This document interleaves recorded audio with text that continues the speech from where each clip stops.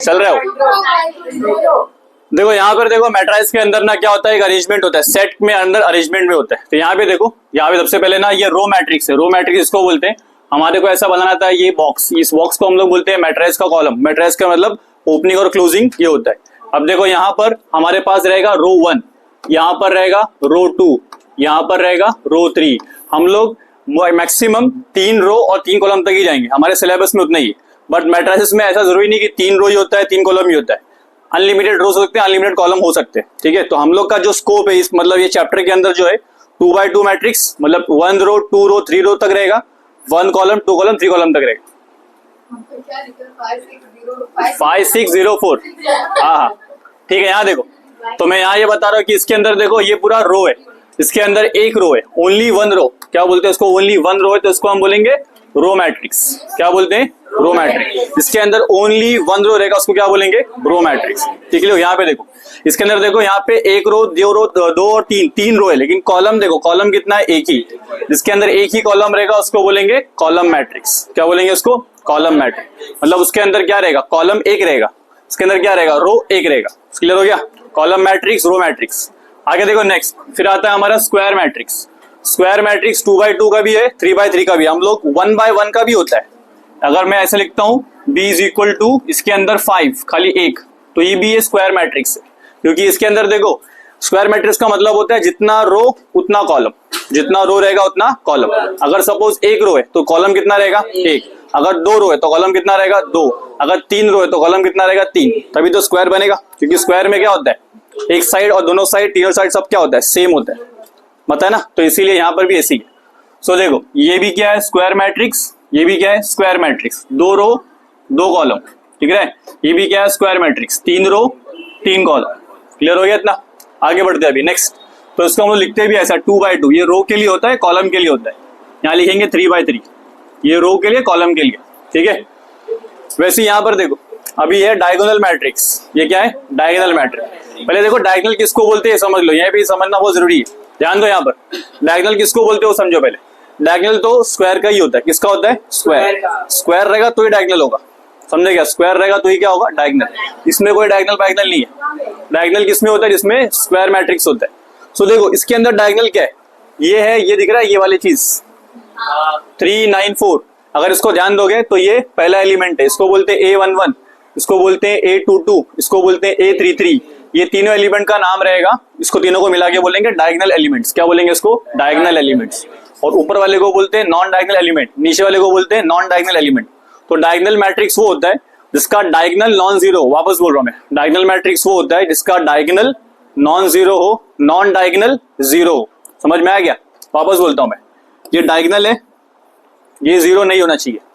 बाकी ऊपर के जो भी है सब डायगोनल्स वो जीरो होनी चाहिए। इसको डायगोनल करने के लिए क्या करना पड़ेगा? इसको डायगोनल करने के लिए पता क्या करना पड़ेगा? इसको डायगोनल करने के लिए तुम्हारे को ये जीरो होना चाहिए, ये जीरो होना चाहिए, ये जीरो होना चाहिए, ये जीरो होना चाहिए, जीरो होना चाहिए। तो क्या बन गया? Diagonal matrix. समझे क्या? लेकिन कौन सा जीरो नहीं होना चाहिए? डायगोनल वाले जीरो नहीं होना चाहिए। एक आध जीरो आए तो चलेगा, तीनों जीरो नहीं होना चाहिए। समझ में आ गया? आगे बढ़ते। फिर upper triangular matrix. Upper triangular matrix का मतलब क्या होता है? डायगोनल के ऊपर नॉन जीरो, डायगोनल के नीचे जीरो। ध्यान से देखो, ये डायगोनल है हमारा, दिख रहा है? डायगोनल में 1 जीरो आएगा चलेगा, डायगोनल में 2 जीरो आएंगे चलेगा, डायगोनल में 3 जीरो नहीं आ सकते। तो यहाँ देखो, इसको मिला के अगर देखेंगे तो ट्रायंगल शेप बन रहा है ट्रायंगल शेप। लेकिन ये सब जीरो रहे ना रहे, लेकिन ये तीनों कंपलसरी जीरो होना चाहिए। क्या होना चाहिए? Compulsory zero. डायगोनल के नीचे कंपलसरी जीरो, डायगोनल नीचे क्या होना चाहिए? Compulsory zero. तब उसको बोलेंगे हम अपर ट्रायंगुलर मैट्रिक्स। समझ गया? फिर देखो थर्ड 6 वाला, ये 2 डायगोनल है, इसके ऊपर दिखा, ये भी क्या? अपर ट्रायंगुलर, ये 2x2 का है।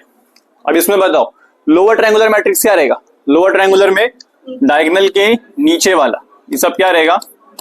दिख रहा है? लोअर ट्रायंगुलर बना, मतलब डायगोनल के ऊपर वाला कंपलसरी जीरो होना चाहिए। डायगोनल के ऊपर वाला कंपलसरी जीरो, तो उसको हम बोलेंगे लोअर ट्रायंगुलर मैट्रिक्स। इसको भी क्या बोलेंगे? Lower triangular matrix. और नेक्स्ट आइडेंटिटी मैट्रिक्स है। इसके अंदर क्या होता है? डायगोनल एलिमेंट्स एग्जैक्टली 1 होते हैं। क्या होते हैं? एग्जैक्टली 1। और नॉन डायगोनल जीरो होते हैं। नॉन डायगोनल क्या होता है, 0। इसका आंसर हमेशा 1 आता है। क्या आता है, हमेशा 1। इसलिए इसको बोलते हैं आइडेंटिटी मैट्रिक्स। क्या कहते हैं इसके, आइडेंटिटी मैट्रिक्स। मतलब देखो, अगर तुम्हारे पास 5 है, उसको मल्टीप्लाई करोगे 1 से, तो आंसर क्या आएगा, 5 ही आएगा। समझे? वैसे ही कोई भी मैट्रिक्स है, उसको मल्टीप्लाई करोगे ना आइडेंटिटी से, तो आंसर क्या आएगा, वो मैट्रिक्स ही आएगा। सो जैसे नंबर में 1 होता है, वैसे ही मैट्रिक्स में ये 1 है, मैट्रिक्स में ये 1 है, ये 2/2 का 1 है, ये 3/3 का 1 है। समझा इतना? क्या बोला मैंने? जिस तरह से नंबर में 1 होता है, उस तरह से मैट्रिक्स में 1 है। क्लियर? आगे बढ़े? ठीक है। सो समझ में आएगा टाइप्स ऑफ मैट्रिक्स। तो अभी हमारा पहला चैप्टर बहुत ही सोपा है, बहुत ही आसान है। तो पहला एक्सरसाइज चैप्टर बोल रहा हूं। एक्सरसाइज में देखो पहला वाला, इसमें क्या दिया हुआ, इसमें ट्रांसफॉर्मेशन करना है। ट्रांसफॉर्मेशन का मतलब होता है चेंजेस करना है तुम्हारे को मैट्रिक्स के अंदर। आगे देखो यहाँ पे 2.1 के अंदर अप्लाई एलिमेंट्री ट्रांसफॉर्मेशन। ट्रांसफॉर्मेशन किसको बोलते हैं, चेंज करने को बोलते हैं। ट्रांसफॉर्मेशन का मतलब क्या होता है, चेंज। जो चेंज है बोला है वो करेंगे हम। ओके, तो पहला क्वेश्चन देखो, पहले क्वेश्चन में पहला सब क्वेश्चन है, क्या बोला है ध्यान दो। a इज इक्वल टू 1 0 -1 और 3, ये मैट्रिक्स है 2/2 का। इसमें बोला हुआ है R1 को इंटरचेंज करो R2 से। देखो ये एरो डबल साइडेड एरो का मतलब होता है चेंज होगा R1 में भी, चेंज होगा R2 में भी। अगर एक साइड रहेगा तो मतलब वो चेंज कहाँ होगा, एक ही में रहेगा। यहाँ पे डबल साइडेड है, तो मतलब R1 भी चेंज करना है, R2 में भी चेंज करना है। क्या चेंज करना है, इंटरचेंज करना है। जहां पे R1 है वहां पे कौन आएगा, R2। जहां पे R2 वहां पे कौन आएगा, R1। तो सोल्यूशन इसका बहुत सिंपल है। इसके सोल्यूशन में आएगा a इज इक्वल टू क्या हो जाएगा, ये R1 है और ये R2 है। R2 को उठा के ऊपर कर दो, R1 को उठा के नीचे कर दो। -1 3 1 और 0। समझ गया? पहला क्वेश्चन सॉल्व। सेकंड क्वेश्चन पे आते हैं। लिखो बाद में, पहले ध्यान दो यहाँ पर।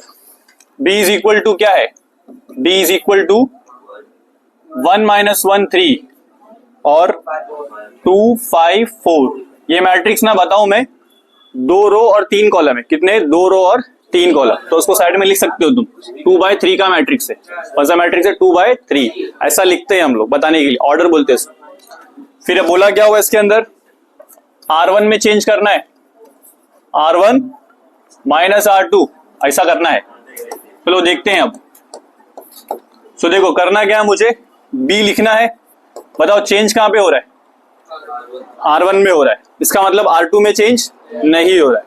सो R2 को एज इट इज लिखेंगे। R2 कौन सा है, ये वाला है, उसको एज इट इज लिख दो। पहले ही लिख दिया R2 को। चेंज कहां पे, एग्जैक्ट चेंज कहां पे, R1 में। क्या चेंज है R1 में, R1 -R2, मतलब 1 में से ये 1 में से -2 हो गया, दिख रहा है। दूसरा देखो -1 -5, ये सेकंड एलिमेंट हो गया। थर्ड एलिमेंट के लिए थोड़ा जगह चाहिए। सो देखो क्या लिखना है यहाँ पे, 3 -4। सो मैंने क्या किया, देखो R1 -R2, ये R1 था, R1 -R2 दिख रहा है, यहाँ पे आंसर आएगा। फिर मैंने क्या लिया, R1 था -R2, फिर R1 -R2, तीन जगह ये लिया। अब इसको सॉल्व करते। सो अब बताओ आंसर क्या आएगा यहाँ पर, -1, यहाँ पे क्या आएगा -6, यहाँ पे क्या आएगा -1, यहाँ पे 2 5 4। तो ये तुम्हारा आंसर, तुमने ट्रांसफॉर्मेशन कर दिया। और कोई क्वेश्चन है इसके अंदर, थर्ड क्वेश्चन है।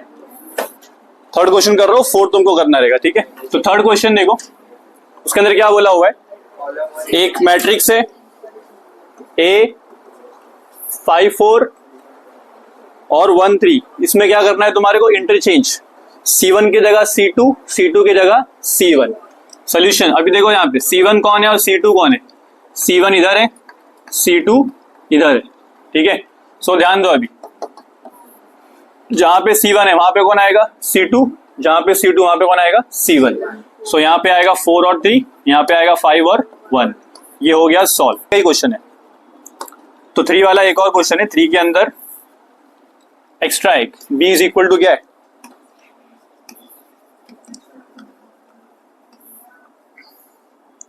3 1 4 5। अब इसमें करना है तुम्हारे को R1 में इंटरचेंज R2। सो b का आंसर क्या आएगा, 4 5 3 1। समझा ना क्या हुआ है, ये R1 है, ये R2 है, दोनों को मैंने ऊपर नीचे कर दिया। फटाफट लिखो। 1 2 -1 0 1 3, यही है ना। करना क्या इसमें, C2 में चेंज करना है, C2 को डबल कर देना है। देखो एक A है और दूसरा B है, B वाला मैं यहाँ पे कर रहा हूँ, A वाला यहाँ पे करता हूँ। सो देखो A के अंदर क्या करना है तुम्हारे को, C2 में चेंज करना है। ये C1 है, ये C2 है, ये C3 है। चेंज क्या करना है C2 में। आगे करो, आगे 4th होगा तो 5th करो, 5th करो, उसके बाद 6 करो, फिर 7 में कराऊंगा, 7 में कराऊंगा। 4 करना है, 4 करना है, 4 में करा रहा हूँ। 5th और 6th तुम्हें करना है।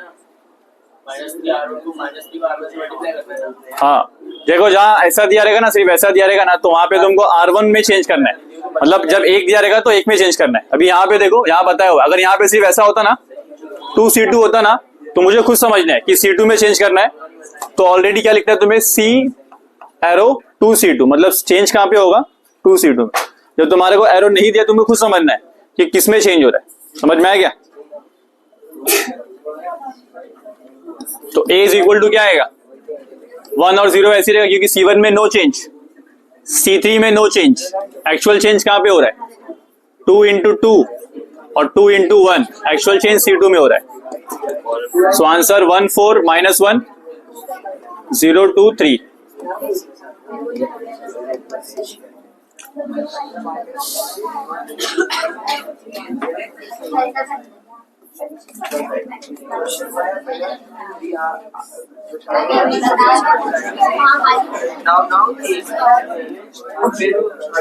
वॉइस में शांत रहो। सो अब देखो यहाँ पे -3 R1 दिया। -3 R1 का मतलब तुमको ऑलरेडी समझना है कि यहाँ पे R में चेंज, R1 में चेंज है। सो एक्चुअली में R2 में कोई चेंज नहीं करना है, R2 वैसे रहेगा। चेंज कहाँ पे होगा, R1 में। क्या चेंज होगा वो तुम्हें दिख रहा है यहाँ पर। सो यहाँ पर B is equal to 2 4 5, R2 ऐसे ही रहेगा। चेंज कहाँ पे हो रहा है, R1 में। -3 मल्टीप्लाई उसका पहला एलिमेंट, -3 मल्टीप्लाई उसका दूसरा एलिमेंट, -3 मल्टीप्लाई 2। तो अब आंसर तुम्हारा आएगा -3 0 -6 2 4 5। ये इक्वेशन नंबर 1 है, ये इक्वेशन नंबर 2 है। तुम्हें करना है एडिशन।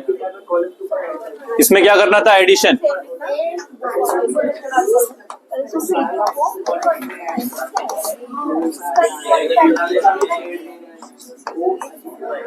एडिंग इक्वेशन 1 and 2, ये 1 को और 2 को ऐड करना है। तो क्या बन जाएगा, A + B।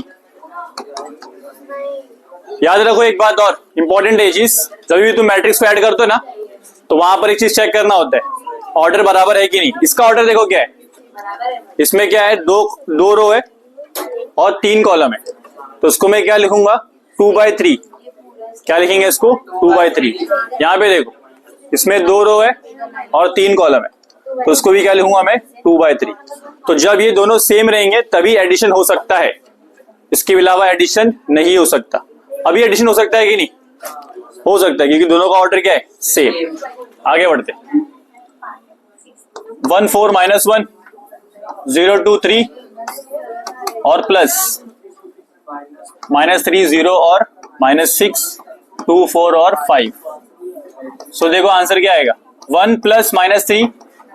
इसको देखो, इसको ऐड करना तुम्हें, पहला एलिमेंट बीच में प्लस आएगा। 4 + 0 -1 + -6 0 + 2 4 + 2 + 4, ये 2 + 4 और 3 + 5। तो फाइनल आंसर मैं यहां लिख रहा हूं, तुम्हें सब बताना मुझे क्या क्या आएगा। सो देखो 1 + -3, 1 में से -3 का तो कितना बचेगा, -2। यहाँ पे आंसर आएगा -2। इसको सॉल्व करके आया -2, इसको सॉल्व करके क्या आएगा, 4, इसको सॉल्व करके क्या आएगा, -1 -6, प्लस माइनस माइनस होता है, तो आंसर आएगा -7। यहाँ पे आएगा 2, यहाँ पे आएगा 6, यहाँ पे आएगा 8। हो गया, 5th करो अभी। भाई देखो भाई एक बार देखो ना, 5th कराता हूँ मैं, 5th, 6 नहीं कराऊंगा भाई बराबर है।